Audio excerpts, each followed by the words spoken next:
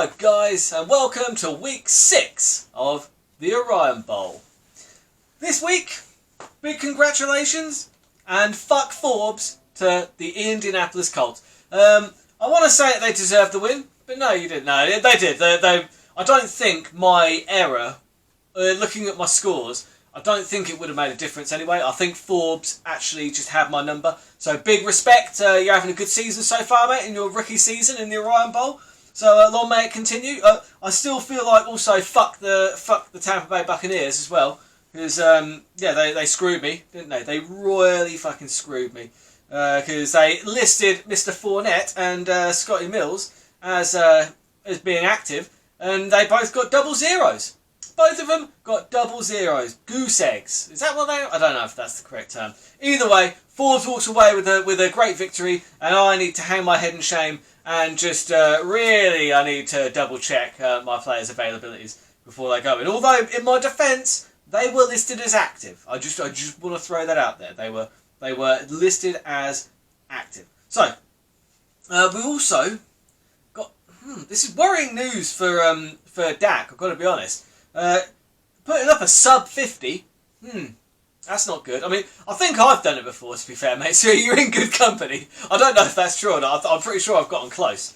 But that's, I mean, to get under 50, that is... I mean, Garoppolo didn't help. Garoppolo just served up a big old plate of dicks for you, didn't he? That's all he did for you. Just gave you a big old steaming, nicely cooked through plate of dicks.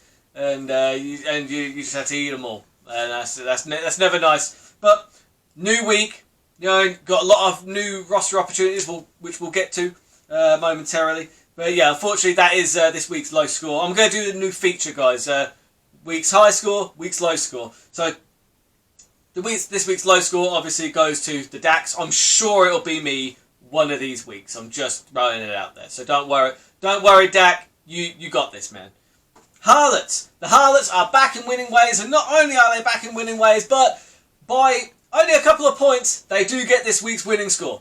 It's the highest score of the week, 135 odd. That's a pretty impressive score. You know, hats off to the Harlots. Hats off to the Harlots. Yeah, great stuff, man. Yeah, keep it going. The coach's sons. That's a hell of a scalp. You know, it means that you're looking good for this season. I look forward to seeing more of it. And the Legion keep on marching. First down. The Legion are looking bloody good, aren't they? You know, moved to 5-0. 5-0. The 5-time. Well, not champions, because they're toilet bowl champions. But I mean, they are now the Legion of Greatness. And they look every bit of that greatness. Gotta be honest, that's doing really great stuff. We've also got Trade City madness going on. I mentioned very, very briefly that obviously you've got Dak didn't have a good week last week. He is looking to just shake things up. So he's getting Amari Cooper in and trading for Zach Ertz, I believe. The trades are up here. If I'm saying it wrong, I can't bother to get it up on my phone. I should have really taken a screen grab, but never mind. I'm pretty sure from memory Zach Ertz for Amari Cooper, and then big old trade with the Burt. He is giving me McKinnon and also Allen Robinson. Allen Robinson I was very interested in, not going to lie. So I'm trading him. Saquon Barkley, which is a great keeper for next year. That's the reason I picked him up, because Namath dropped him as soon as he was on IR. I think that he's going to come back, and he's going to come back strong, so he's worth having as a keeper. So I see what Dak is doing. He's getting to rebuild mode. Because I mean, he hasn't had the best season so far. Still time to turn that around though. Still a lot of time. He's also taken Brandon Cooks off my hand, so I picked him up off the waiver wire just because I quite liked his matchup this week. But I do really like Allen Robinson as a receiver. I'll be honest, I wanted to just swap Allen Robinson for Saquon Barkley, but he wasn't having that.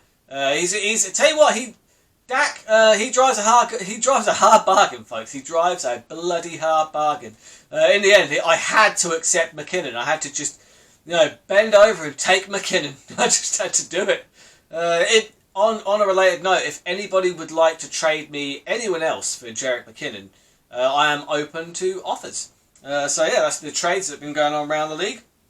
And tonight I am wearing my now very out-of-date Jets jersey because LeVeon Bell is no longer a Jet. He is going off to either the Chiefs, the Bills or the Dolphins. I think those are the three favourites to land him. But really, I was considering putting Coach Dan an offer to shop one of my elite running backs for LeVeon Bell, because maybe he comes back, if he gets behind a good O-line, maybe he starts regaining some form. However, then I start thinking, well, maybe not. And you know what? The running backs that I have, I'm pretty happy with. You know, so yeah, really, you know, Le'Veon Bell has advertised what we all knew, that without a decent O-line, a running back really isn't anything. I mean, there are some running backs that can, you know, mitigate that, but and you have to be a good running back with a good O-line to do kind of, you know, Lev Bell prime numbers, Ray Rice prime numbers, you know. But without that O-line, a very good running back can look bang average at best. And that year out certainly didn't help him either. I think it will be interesting. I hope he does come back and start doing big numbers, but I don't think it's necessarily a foregone conclusion that he does. You know, I just hope he doesn't land in Kansas. I don't need him taken away from Hell Yeah's carries. I just don't need it.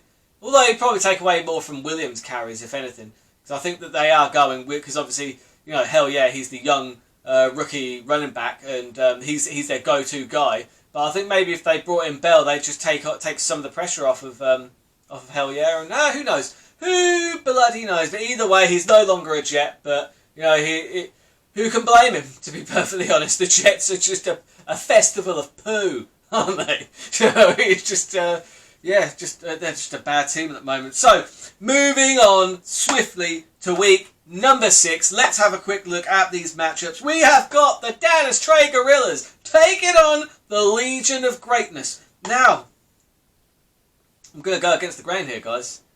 I think the Legion of Greatness take their very first loss, because look where the power trio of the Legion of Greatness are. 2 of them are on a bye. One of them is questionable as fuck. Yeah, that's right. So yeah, without that trio, I really think that Dennis Trey has a stronger team here. He's made some really... I just want to point out the Dennis Trey Gorillas coach, Coach Simon, he has really made some genius moves. Picking up Henderson. Like, people thought he was mad to be dropping Melvin Gordon, but like, you know, Henderson, he put up sickening numbers. The Marquise Brown trade is looking very good. The Ronald Jones in Tampa, because you know, obviously he's getting all the carries because Fournette is out at the moment. I've got to say, he's made some bloody, you know, very astute decisions, and yeah, hats off to you, mate. Hats off. But I think the Gorillas take that one. My pick is the Gorillas to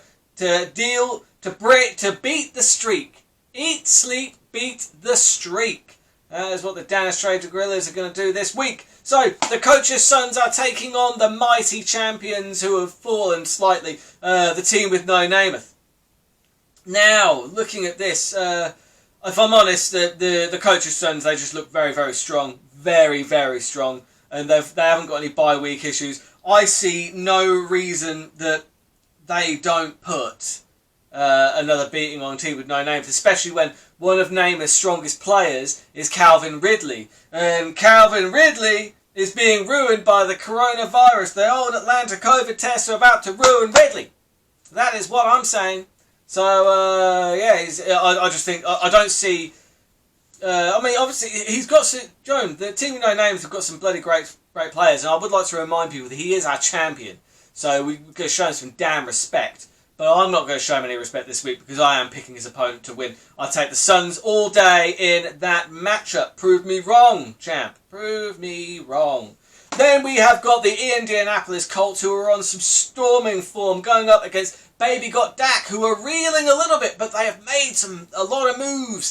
They're moving around a little bit. You know, they're moving around. He'll keep you busy.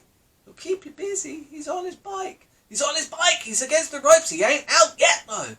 Has the crafty Dak got a few tricks up his sleeves? Tell you what, he's made a few moves, and I think he could. Oh, Derrick Henry's such a monster, though, isn't he? It's hard to go against Henry, and I am not going to at this point. I mean, you've got, you know, Evans, Connor, Henry, Tyreek Hill. Good God. The Colts have put together an impressive lineup this year. I don't see them losing this week. I'm going with the Colts, baby boy. Then we've got matchup of the week. The mighty Baltimore Ravens take on the filthy Oakland Harlots. Ooh, those filthy Harlots. They are on some rare form. They're on some rare form. They've been putting together a lot of good wins. Looks like they're playing Fitzpatrick this week. They picked up Mattison because obviously, because Dalvin Cook, as we mentioned on the Legion's side, he's a big old bag of questionable right now. A whole big bag of questionable. So Mattison is looking set to get some big carries this week. That spells disaster for the Baltimore Ravens. But no, it doesn't, because guess what? I've got Mahomes, I've got Ingram. Robinson has a favourable matchup this week. I should have Robinson in my lineup once the trade goes through. I've sorted out my tight end problems by picking up Tonyan for the Green Bay Packers. I've also picked up the Dolphins D, who are playing the Jets this week. So that should be worth at least 30 points on their own. So for that reason, I am picking myself to beat the Harlots, because we are both 2 and 3. Someone's 2 or 3 has got to go. Well, someone's 2. Both of us. The records are going to change, people. The records will change, but I think I will get back to a neutral record, and I want to keep the Oakland Harlots in a losing record, because that is the name of the game. It's the name of the game, people. Play to win. Play to win.